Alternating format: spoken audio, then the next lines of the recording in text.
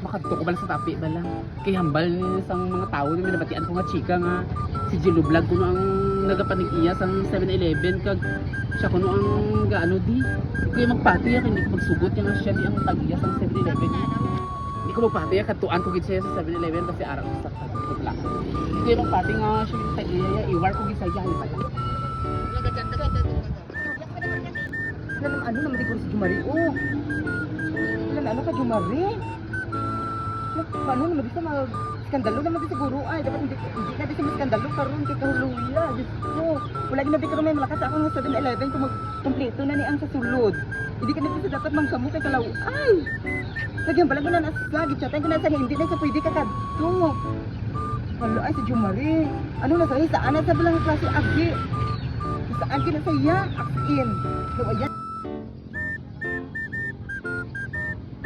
Abaw! Ako na sa galing ko. Feeling ko gido, tama gid ang hambal sa mga tao nga siya di ka eksena sa 7-Eleven na piho nga mag panag-iya sa 7-Eleven na kwarta lang di ba la question pala yung kung kunta.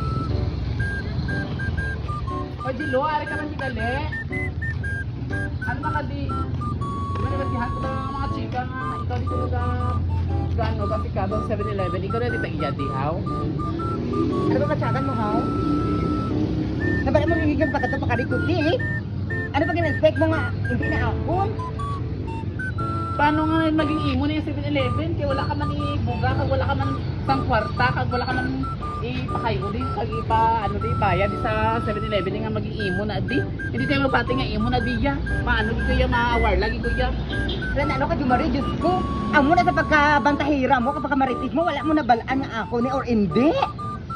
Pero Diyos ko, di mo nagbatian yung tisnis, wala kong kwarta, kag wala kong mga manggad nga ipara ipatindog sa 7-Eleven. Paano maging imo na yung 7-Eleven? Nang tawa pa ng itsura, paano ka maka 7-Eleven? Kaya wala ka man sang background, wala ka man sang ibugal sang imo, nga iba ka sang para mapakayo mo na yung 7-Eleven, wala ka man kwarta, paano ka mag hindi ko magpati yan, hindi niya pwede sa ako niya, kinalagi niya magmawaan niya. Oh my God, Jumari, mas importante pa na ang background ko, kag ang ako pa-mistake, kag ang ako nga pang-soksok, kung ano ko, kung anong ara sa akon. Abaw. Amo na, Jumari, wala mo na balaan nga ako ni or hindi. Eh, siyempre, ang ako niya pa-mistake, simple lang, kag hindi pa ko yung shoes niya, kag may ibuga man ko, ikaw, kay 60 ka kaayo, kung at ano, adlaw, pero wala ka man ibuga. Ano, ang napatindog mga negosyo? Aba, amo na ni ang outfit sang talya sa 7-Eleven. Why ka na mo ya sila nga mo na sa insurance sa 7-Eleven. Hindi kayo magpati nga ikaw nagpatindog. Amo na ganito ba, hindi ka pa with outfit, kung maipatindog ka man lang, kung mayara ka man lang kwarta, di magpatindog ka sa 7-Eleven, hindi puro lang hisa, puro lang matahira. Ay, mapati lang ko ya sa imo ya. Kung may mga titulo ka de kag may mga papel ka de sa 7-Eleven nga imo gid pangalan kay ikaw nag-process ini. Hindi kayo magpati ya, Diyos ko. Hindi kayo maperde ya. Hindi wrong na ya sa ako ya. Gusto mo sa mga